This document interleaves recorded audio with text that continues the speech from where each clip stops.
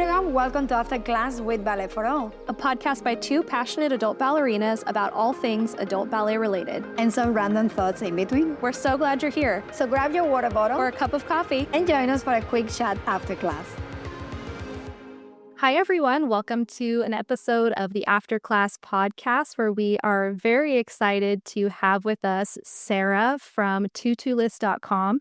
And she is going to be telling us all about this awesome online platform for gently used dancewear and costumes. So let's get into it. Hi, Sara. Thank you so much for joining us. Hi, thank you so much for having me. I'm super excited.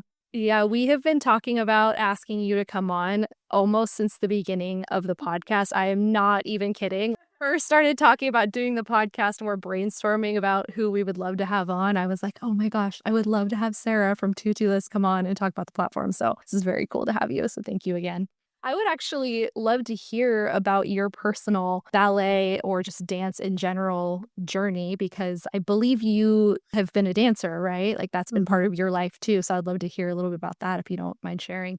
Yeah, my life was eat, sleep, breathe dance, and specifically ballet. So I started at 2.5. My grandmother owned a ballet studio. And so I trained there for most of my upbringing. By the time I was 8, 9 years old, it was 5 days a week, and so I was pretty committed at a very young age. And then as I progressed through high school, I was trying to figure out kind of what came next, obviously with the intention of being with a professional company.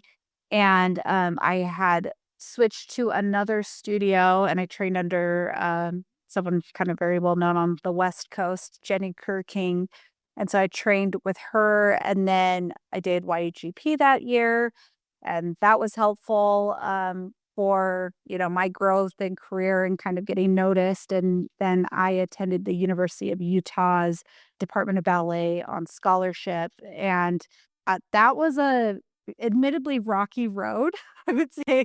That had a lot of ups and a lot of downs. And I got injured my senior year of college. That was a career-ending injury. And so it was kind of what ended it. But I will say that while I was in college, there was no other option for me going into it other than being a professional dancer. Like that was it. Like I was going to major in ballet. I didn't want to do the teaching emphasis, nothing, because I was going to be a ballet dancer. Well, my freshman year, they did what's called Student Showcase. And so they do 2 shows a year where it's student choreography. And I just wanted to get noticed. So I was like, okay, I'll choreograph a dance with the whole freshman class, and then they'll know, that's like one way to get, the teachers to know who I am. And I found my passion for choreography and my talent that I didn't know I had for choreography. And that has I still choreograph for YAGP. I've had most of my pieces being top 12 and ensemble and all of that. And so that's just been a really great way to continue. And actually, by the time I was a senior in college, I was like, I think I want to go the choreography route. So, it's advice to be flexible, because you never know what comes your way and what opportunities are, kind of lurking. So it's like very long-winded, but that's so interesting. I think probably just based off of like seeing bits on social media and stuff, like I knew that you were a dancer, but I don't think I knew anything about you doing choreography, which is so cool, because like I don't know, I'm in awe of choreographers, because I think it's similar to me, like when you're watching a musician or someone who writes music or any other artistic outlet where you can take something out of your brain and put it into the world is just incredible to me. Like that whole process that you can think of something and then bring it to life is really cool. Do you have a specific style that you prefer? Like, do you mostly do ballet, or do you also do contemporary or modern or anything like that? Yeah, I would say it's like neoclassical a little bit. So it's definitely contemporary, but leans on the ballet side. Like I really love choreographing contemporary pieces on point, like group pieces.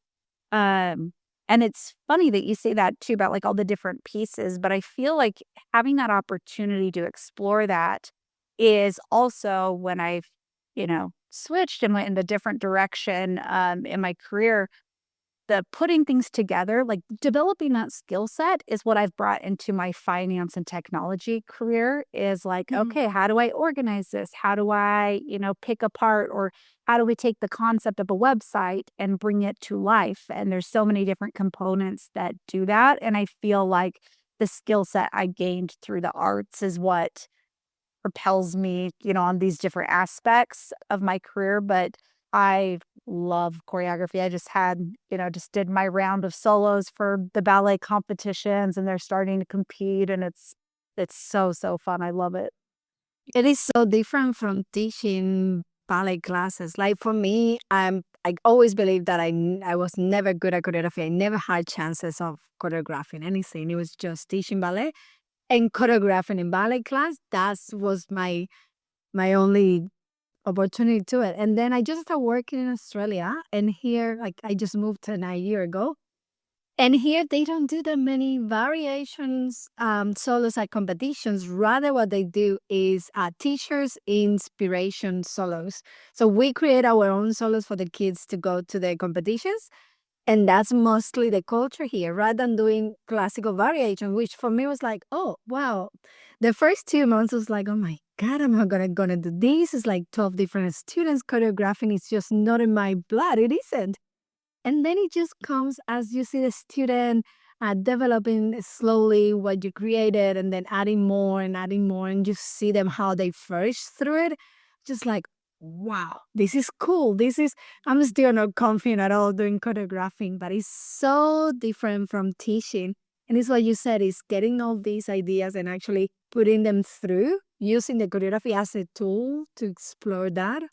Well, it's iterative, it's like with most things that become good, they're very rarely good on first draft. And so, like, sometimes that's hard with solo cultures. Like, you come in and you're expected to just set a solo. And for me, my favorite part of the process is like the edit, is like to take the step back and be like, oh, this transition isn't working, or lighting, costumes, whatever that is just to build on it. But yeah, it's like, you throw it out there half the time. What I throw out, I'm like, that was not how I saw it in my head.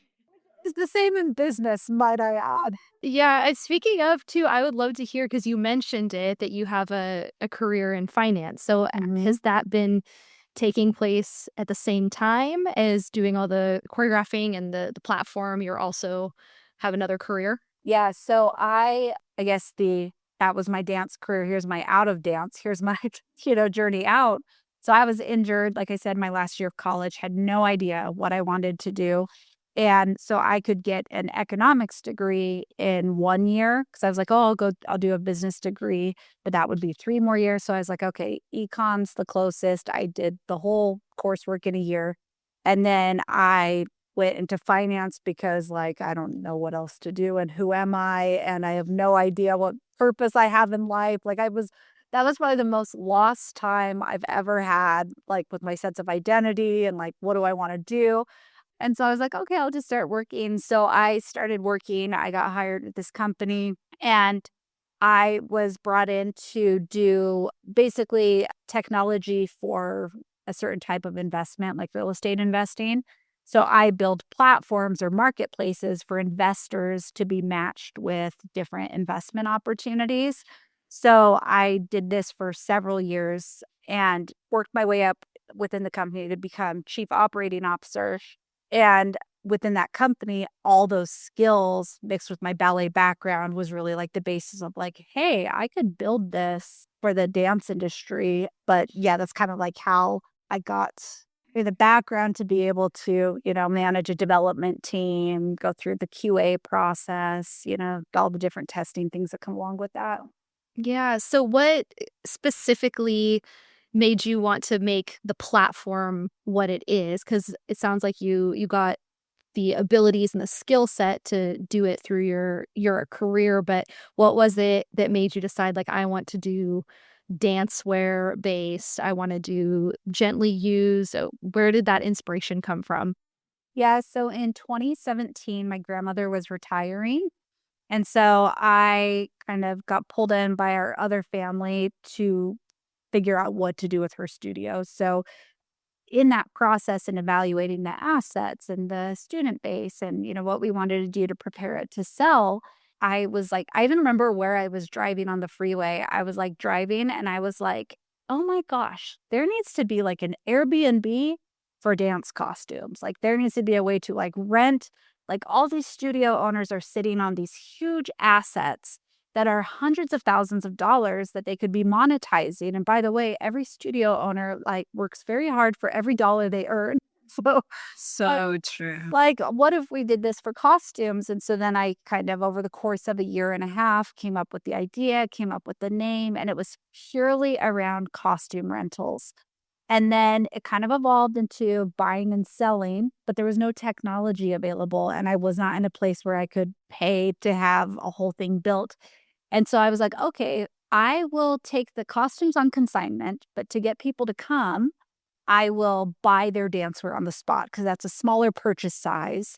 That will get people to come. I'll sell it, buy for like 30 to 40% of what we'll resell, and then they'll give me their costumes.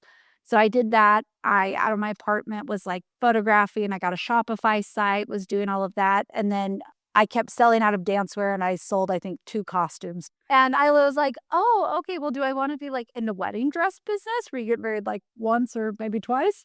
Or do I want to be in like the everyday clothing business? And so that's where we kind of made a pivot. And then, I took a pause because my career was really taking off. And then I relaunched in 2022, just focused on dancewear. And now we're expanding into costumes again. I did notice that the other day. Actually, I was looking for a costume for a student of mine. She's in the US and we're preparing a solo. And she was looking for costumes. She's like, Amazon has nothing and eBay. I'm like, wait, there is Tutulist and you live in the US. So I put her through. I was like, I know they sell ballet clothes, but I'm not sure costumes. And there it was. There were costumes that were like, oh, we are in the right place. Yes.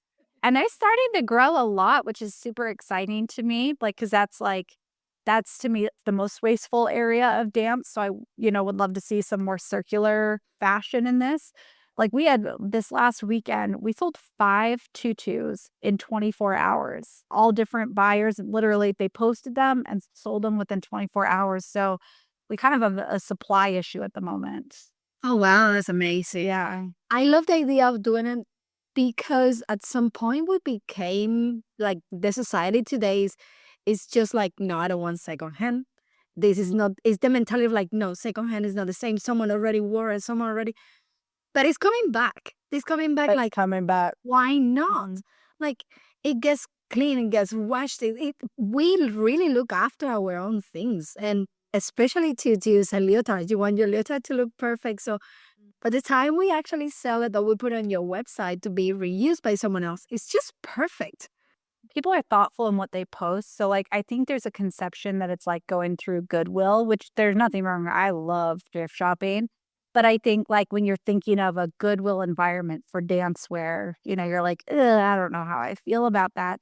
But the people that are actually taking the time to photograph, to post, like even when we are posting our own stuff, we're checking the crotch and the armpits and making sure everything's clean. And so the people that are posting are going through the care that you might not have when you just throw all your stuff in a bag and take it to Goodwill.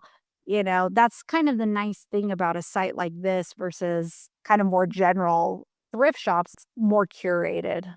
Yeah, I think that's one of the things that I have loved about Tutulist. And like, I was so excited when I found you guys because I think as a dancer, obviously, ballet is just expensive because point shoes, classes, all the things. And it's like I always want to buy quality and things that are going to stand the test of time. But that price point is unattainable for a lot of people in the dance world. Like you want to buy, say Eleve or Yumiko or things that are made really well. But for some people, paying $100 for a leotard is just out of the question. And I love that the site gives people the ability to buy quality items at a price point that they can afford and keep those items out of landfills, in rotation, because they are quality. And so like a lot of, I've bought so many things off your site that it's like they have so much life left in them. It would have been a shame for these items to get thrown in the trash because they are really well made. And so I love that you can, it's really making it accessible for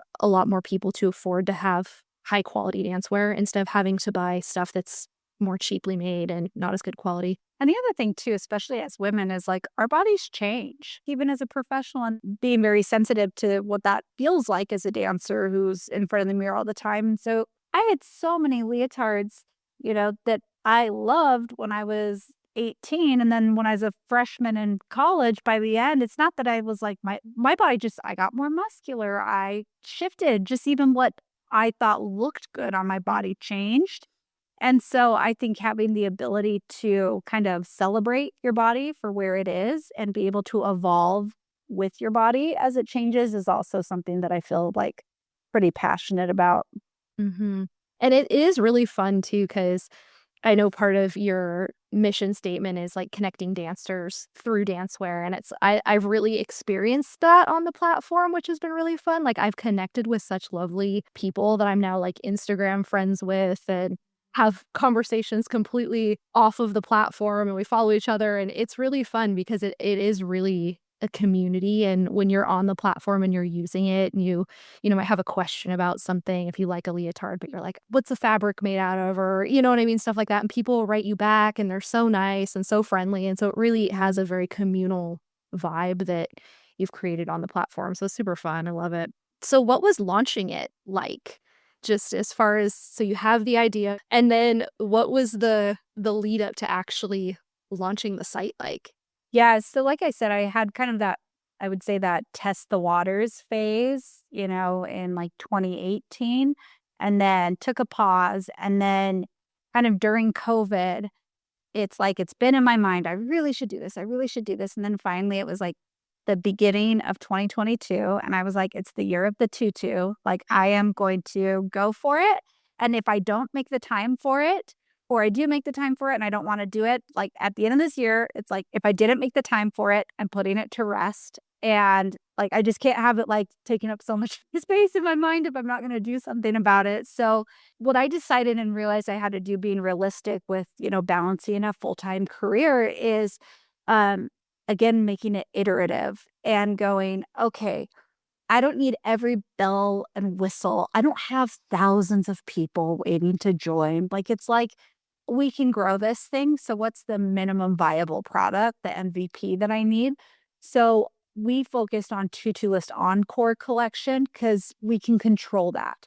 I can control the quality that's online, the photography, making sure it's not a bunch of like, not the nicest pictures or whatever.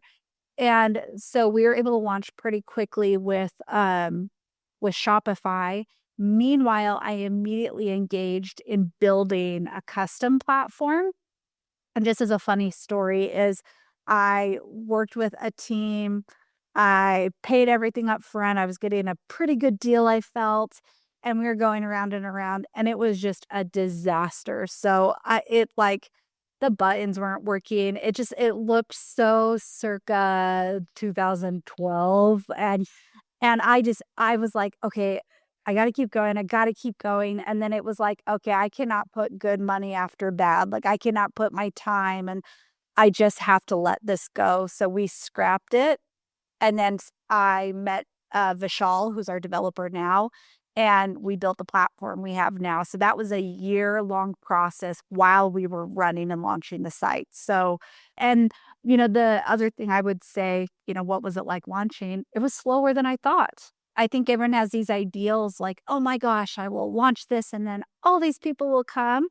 And one of the greatest things I've learned is just patience. Maybe it could have gone faster if I'd made other choices or prioritized things different, but slow, steady growth, great service to our clients, hopefully a great service offering. But the whole thing that if you're an entrepreneur, it should be an overnight success. It's just not the truth. You have to keep at it, which I'm sure you guys recognize, building an audience and building a community. It's like, Yeah.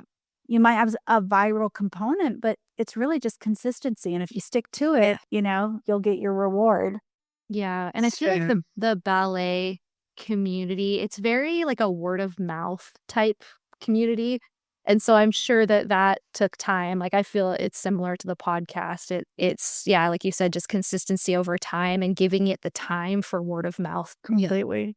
Yeah, so the launch went good, but it was slow. But I felt like we worked for every new customer, but it came at that point, and now we're to a place where we have enough people spreading the word that I had kind of some difficult things go on this summer, and I had to kind of just not be on social media and just took a little pause, and the business still grew during that time, and that was like just this nice moment to say, because especially with ballet mindset, sometimes it's all or nothing.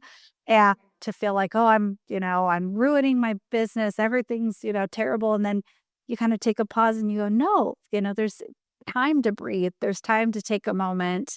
And maybe again, would it have grown faster this summer? Probably, but I'm not going to lose an ounce of sleep over that. Just keep my focus forward. What would you say that are some of your favorite parts of running the platform, and what have been challenging as well? My favorite parts has been meeting and connecting with our community. We have the most incredible users. It's funny, but going into a business where you're dealing with, let's say, stereotypical dance moms, I kind of came into this with my guard up and was like, okay, I'm selling gently used dancewear to excited and, engaged mothers. I bet if there's a single thread wrong, I'm going to hear about it. And I'm okay with that. This is what I'm getting myself into. That has not been my experience at all. I have had the most wonderful, like every user, every seller, people are just so supportive. People are so forgiving when something goes wrong. They're like, gosh, thank you for trying to make it right. And I'm like, of course, thank you. Like people are just so wonderful. So I would say that my team that I work with, I have been able to build this great team, and their skill set and their brainstorming and their excitement and everything they're contributing is like so many ideas I never could have thought of. Yeah, I really love anything I can do with the business because it's connecting with my roots. And then also I think the dance community is pretty awesome. Like, I feel like it's also evolved, to be honest. Challenges, I would say, patience. I've kind of already alluded to. It's like, just, you have to, one of the things I've been telling myself in the last 2 months is it takes the time it takes, like a certain task. If I have to debug a new feature, it just is going to take the time it takes, or if we have to negotiate a new deal, we're working with some amazing dancewear brands. It just takes the time it takes. And so, like, sometimes I'm just like, oh, I just want to do all these things right at this moment. And so one of the challenges has just been to slow down and do the things right. And no matter how long or exhausting or, boring sometimes they can be. Probably should have asked this way earlier, but assuming that there might be people who are listening to this who haven't had the experience of using the platform. I know you mentioned a few minutes ago the Encore envelope, which I have personally used and love, but maybe you could kind of explain what that process is like for someone who would want to send in a bag of their stuff or sell directly on the platform, and kind of what the different offerings are. Sure. Yeah. Thank you for asking. So basically, the way we've set up this service is, do you want to do it yourself and make more money? Or do you just want to like send it in and be done with it? So the platform, like Depop or Poshmark, you can just log on, create your account, click sell, take a picture with your phone and list the item. And then Tutulist takes a 15% commission upon sale. And that includes the payment processing fees, the credit card payment processing fees. So it's just really simple. You can add as many listings as you want, no fee. Like I said, just the commission upon sale. And then the other option, if you don't really want to go through the hassle, is you can order what's called an Encore envelope. And what we do is we send you an envelope that has a prepaid label, and you fill it up with your dancewear and you send it back to us. In that case, we're going to pay you less than if you were to sell it yourself. So what we do is anywhere from 15 to 40% of our estimated listing price. So usually like a $50 Yumiko, we're going to pay out $22, $20, around that amount. A simple block, $20 leotard that we would sell it for, we're going to pay you maybe $5 for that, because we have to photograph it, store it, sell it, fulfill it. We're basically doing, all of that work. And with the Encore envelope, we pay you up front. So we just say, yep, here's all your dancewear. Here's what we can accept. Here's what we can't. And here's the payout offer. And then sent to your Venmo or PayPal. So really, really easy if you don't want to go through the hassle of selling. But again, I always say, like, if you have good Yumikos or Eleves, you really should post it yourself. They sell really quick and you'll make more money. We love receiving them, but that's the very easy such stuff to sell. Yeah, and I love both options. Like, I've done both. I've sold things directly and I've done the Encore envelope, and I love the envelopes for like, there's been a couple times where I've just had a big amount of stuff and I'm just like, I just need to get this out of my out of my house, like free up some space. Like, I don't, if I'm in a busy season where I don't have the time to take all the pictures and do the listing and I don't want to wait and have to store it, I'd rather just send it out to you guys. And it is so easy just to put in the request on the website, get the envelope sent to you, fill the bag, send it in. And it's such a nice way to know that things are still staying out of the landfill, know that they're going to go to another dancer, but kind of get that immediacy of freeing up your own space and getting your stuff out. Because I know sometimes, I don't know if this is just like a girl thing, but sometimes you're like in that purge mode. But in your case, Anna, you clean, and the next week you're just filling it back up again with new leotards, new spirits. My husband at this point, because you know how if you order from Tutulist and it's something direct from there, it comes in a pink little bag envelope. And at this point, my husband knows the Tutulist bag when he goes and gets the mail. And he's like, oh, there's another pink bag for Hannah with a Tutulist order in it. I'm like, oh gosh, I know it's a problem, but it's secondhand, where it's all good. Your outfits that you post, I love.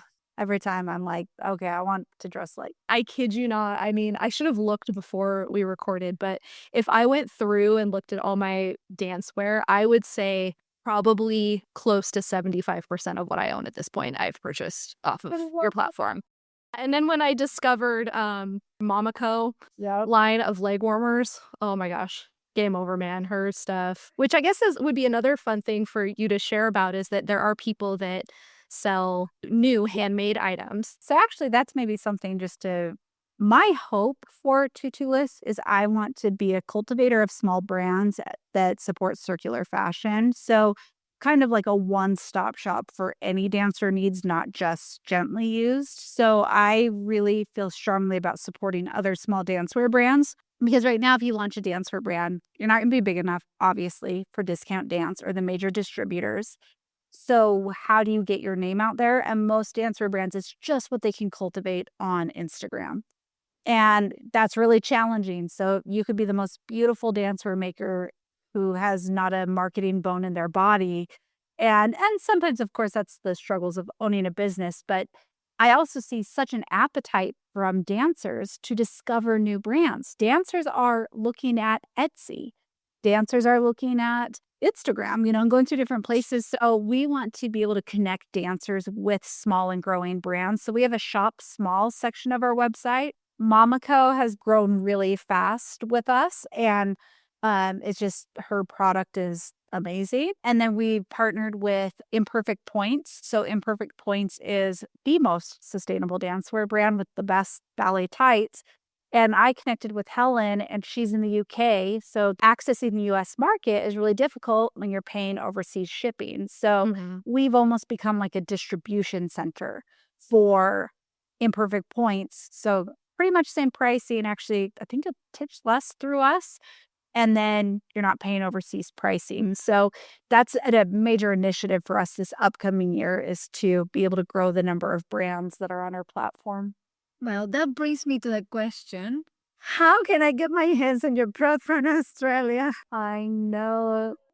I was really joking with Hannah, just like, how can we do the same? Like, I'm so far away from the entire world. Like, and I'm just, like, I went through the website and I was just looking, I was like, oh, and now that I'm expecting a baby, I'm at this point where I have lots of almost brand new leotards that I wore for less than 6 months.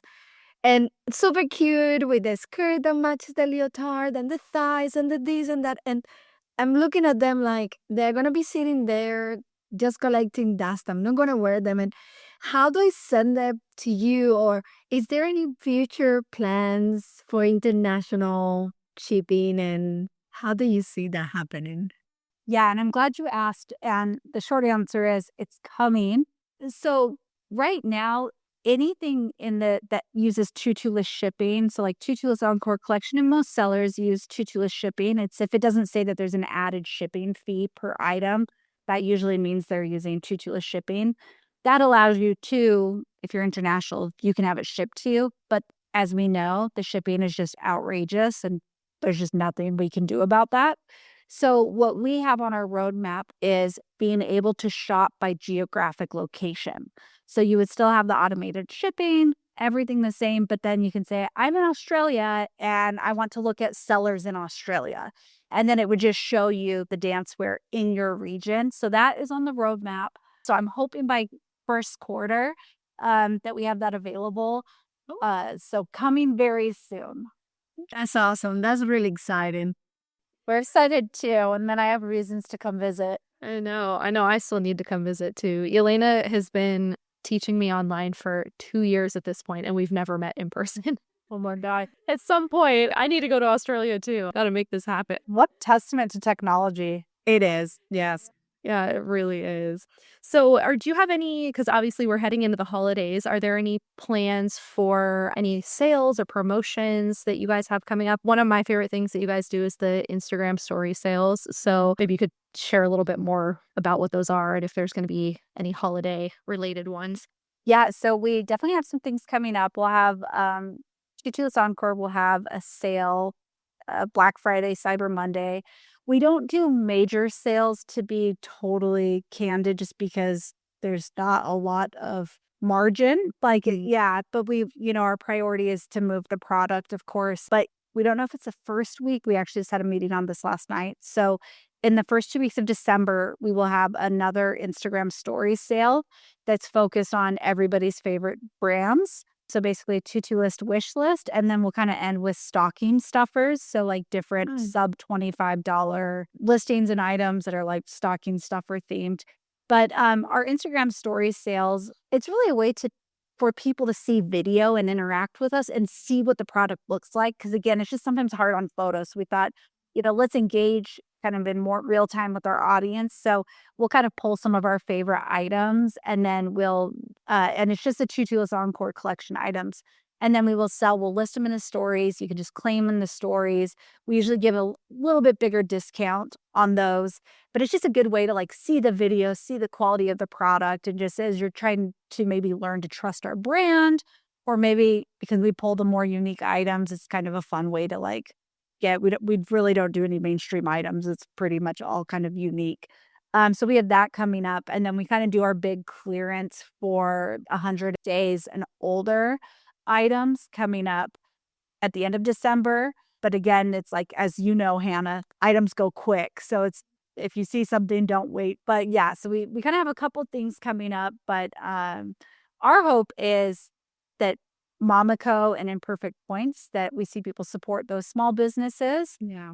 It's new dancewear, perfect for, holiday gifts. And so we're hoping to see some added support of those businesses during the next 4 weeks.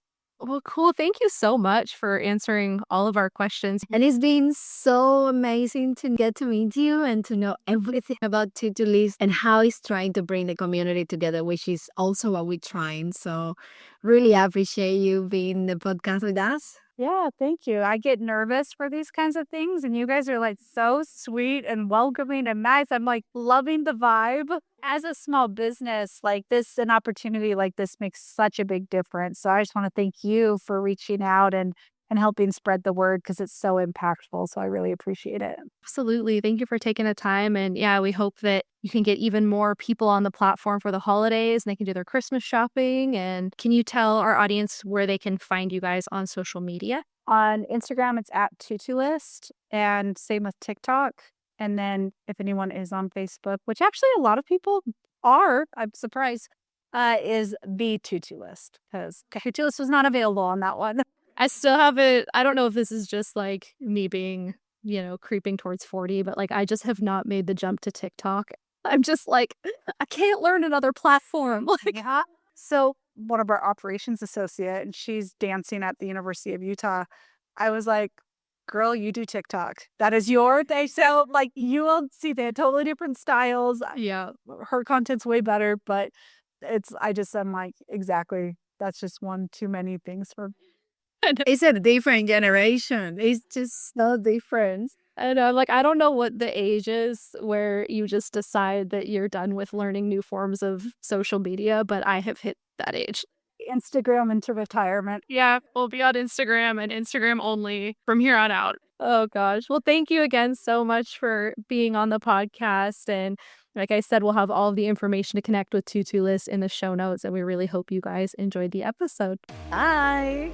Thank you for listening to After Class with Ballet for All. Join the community on YouTube and Instagram or come dance with us, our weekly Zoom classes for adult ballerinas like you. Links included in the episode description. Special thank you to our sponsors. See you next time after class.